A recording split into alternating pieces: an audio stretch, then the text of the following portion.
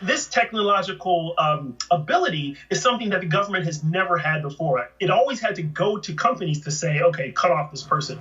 Now, the Chinese government, I think, with sort of the proverbial flip of a switch, can make people fall in line by cutting off their access to money. Eventually, U.S. and other foreign companies doing business in China will be required to use the government's new digital currency payment system. There's a competitive issue.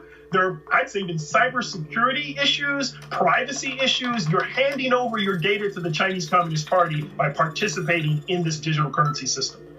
The U.S. dollar is the world's dominant reserve currency.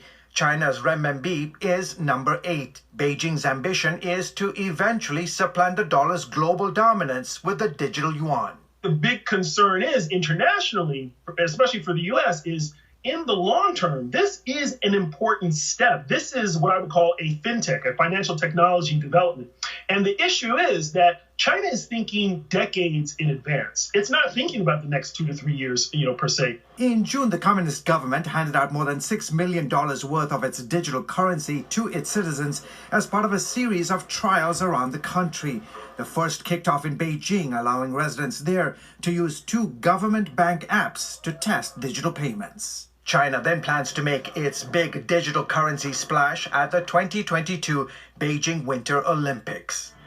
Now that the world's largest authoritarian regime has launched this first-of-a-kind sovereign digital currency, some in the U.S., like Congressman Mike Waltz, worry Beijing will use this form of payment to also skirt economic sanctions. The Chinese government convinces countries like Burma, Iran, North Korea, and others to do business in that Chinese digital currency. It will also allow China and those countries to work around one of our most powerful tools, which is sanctions. Based on history, Waltz believes China is only too happy to share the technology with other rogue regimes that seek to enhance their own surveillance capabilities over their citizens. So that those other countries in Africa, the Middle East, and elsewhere can dominate their people in line with the Chinese version of government.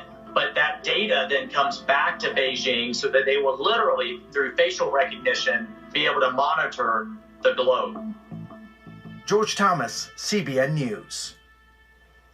Well, if you've ever wondered about some passages in the Bible, how can a government restrict the population so that you cannot buy or sell unless you have a particular mark?